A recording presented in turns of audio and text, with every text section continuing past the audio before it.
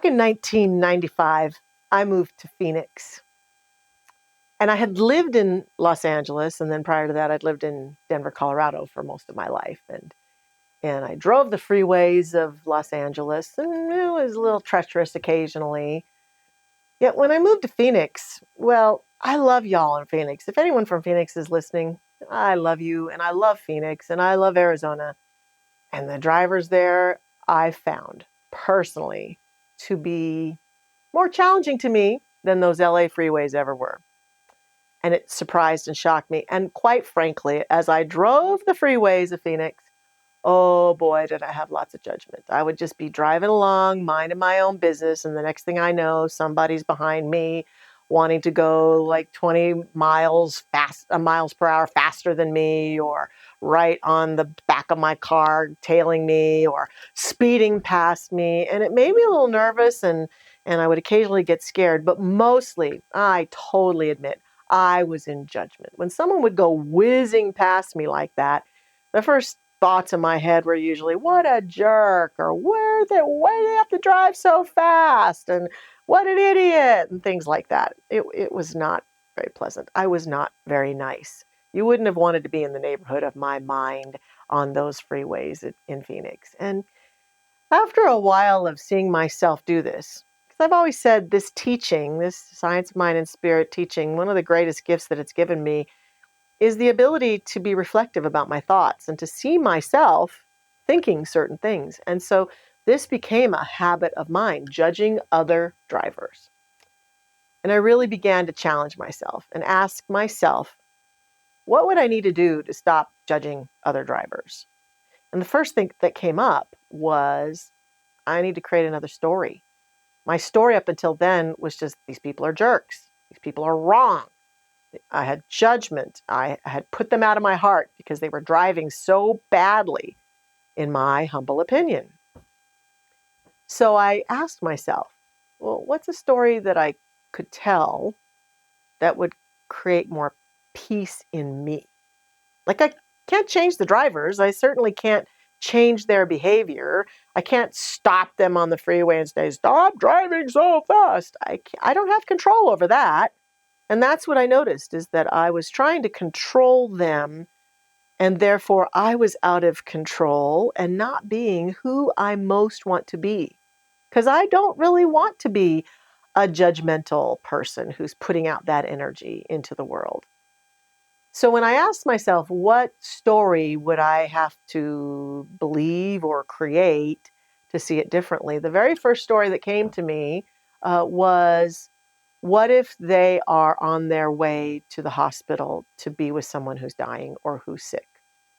What if someone in their life is terribly distressed and they're just trying to get to them as fast as they could?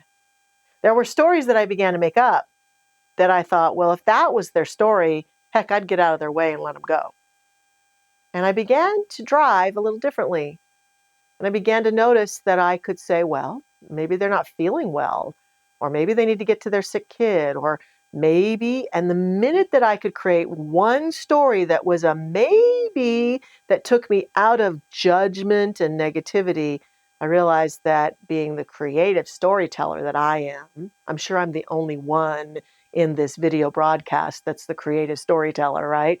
That I could create peace for myself by just wondering, what if? What if there's another story? What if they're not a jerk and there's purpose? Now, the reality I know is that some people just like to drive fast. I kind of like to drive fast sometimes. Some people really do just enjoy the power of making people get out of their way on the freeway. I'm sure that's one of the stories. And I'm also sure that some of the other stories I made up are true too.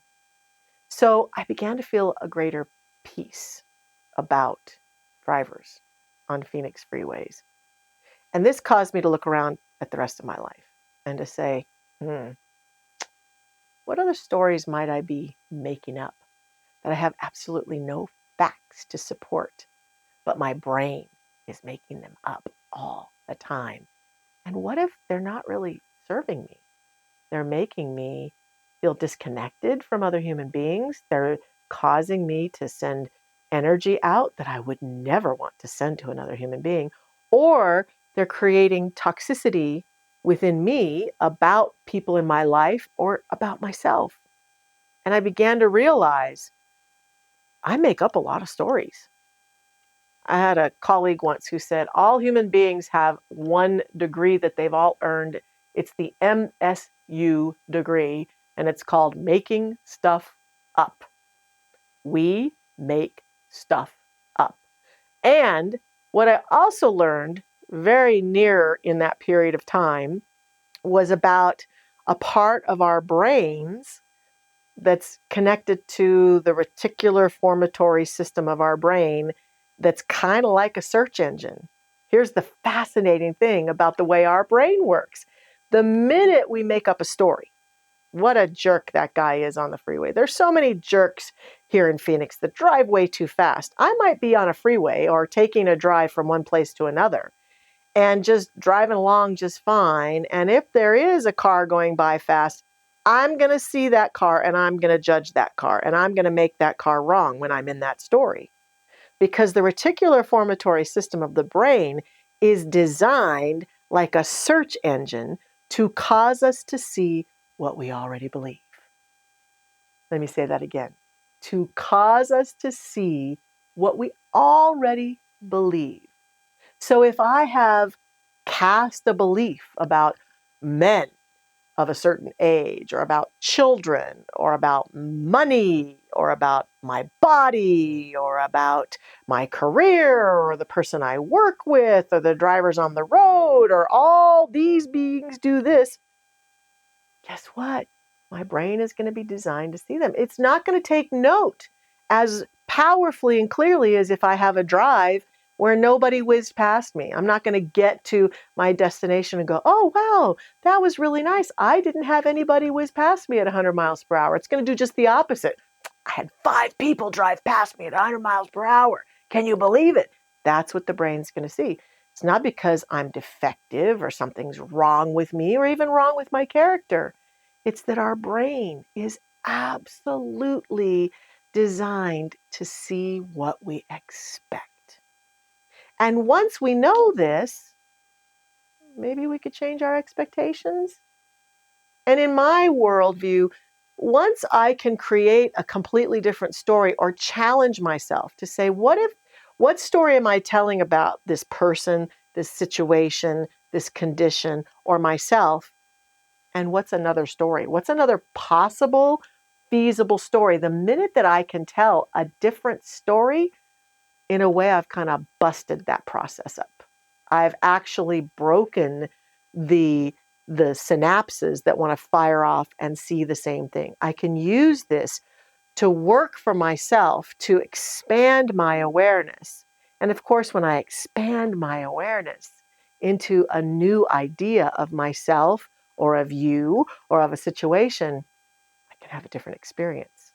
But if I just persist in telling the same old story over and over, I'm going to see the same old thing over and over.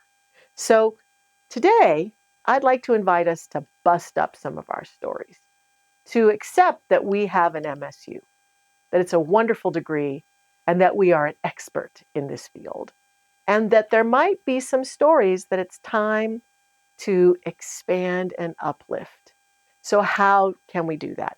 Number one, we can accept that our story becomes something that then supports our viewpoint in life. And we can start to invite ourselves to consider different stories. What that takes, however, is a willingness to consider and be creative, and in some cases, to even do a little research. What's another story that I could tell about this situation? What might be another possible thing going on here? In other words, if someone is approaching us and we're having a relationship where we think, oh, they just hate me. They just don't like me. They just don't support me. Could I tell another story? What if they're scared in this relationship? What if they're insecure? What if I intimidate them? What are some other stories that I could tell about any relationship so that I can free myself from that story that I'm telling? And what that gives me in that freedom is an ability to see myself and other people and other situations differently and be less toxic in my responses, which allows me then to move forward more powerfully.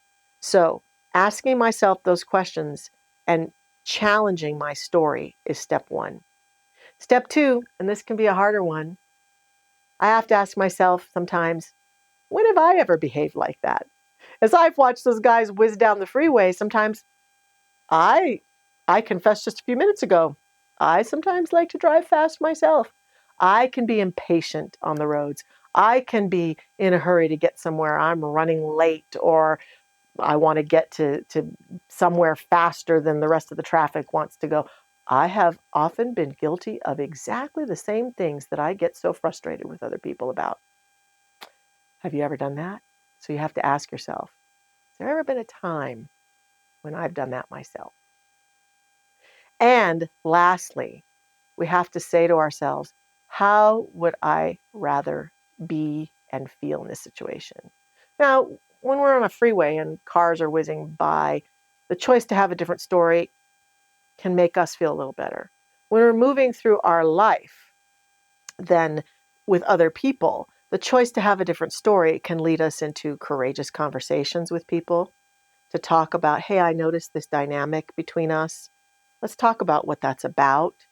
It can cause us to maybe take on a new mental equivalent or a new idea about ourselves or another person and say, I'm going to choose to think of this person more lovingly and more joyfully. I had an experience many years ago with someone who I found to be very irritating. Every time I would talk to her, I found her very irritating, and I just couldn't wait till she was out of my presence. And so I decided I would just send love and prayers to her every day because I didn't like feeling that way about her. And I sent love and prayers and just wished the best for her and just wished success for her. And then one day I noticed she came into my space and she wasn't as irritating. She'd changed. Oh, wait, no, I changed. And after that, I felt great peace in her presence and did not find her as irritating anymore. So I can change my perceptions about things. And sometimes just recognizing this has allowed me to be in action about things that just didn't feel appropriate, didn't feel right, didn't feel good to me. It has caused me to move forward in times when I was frozen, to really step into healthy conflict, step into, as I said, courageous conversations, stepped into a new possibility in a situation with myself or another person. What stories are you making up? I invite each one of us to take a look at our lives and the places, especially where we're discontent, where we're feeling unfulfilled, where we're feeling frustrated, and ask ourselves, what are the stories that are beneath all of this that might be contributing to the outcomes that I'm having? Tell a new story. I'm going to do a prayer right now that is inviting us to tell a new story. So please join me. We just take this moment to go within and to breathe into this very creative moment, to recognize the flowing energy that flows through us and in us and as us, that supports and sustains us, and allowing our awareness to become clear of this creative force that is moving through us at all times.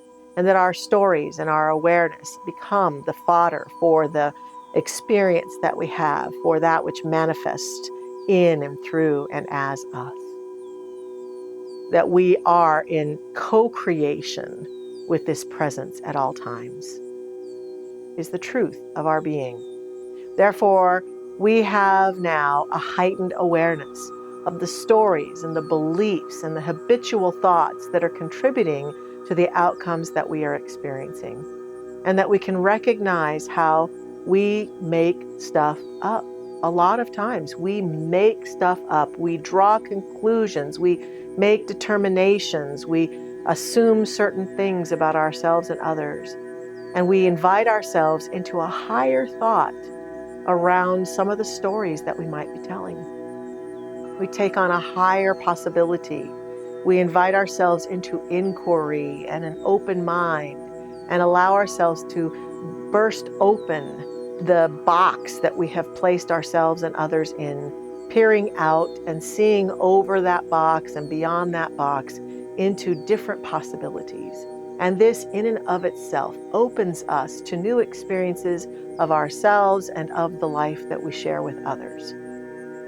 And so we invite ourselves to create new stories, to create new possibilities, to see things differently. And when I see things differently, I am poised to experience things and people and life differently. And so there's an opening within each one of us now that leads us forward into greater possibilities for our daily living, that sustain us, that are warm, that are loving, that are kind, that are filled with possibilities. I give thanks for this for each one of us right here and right now.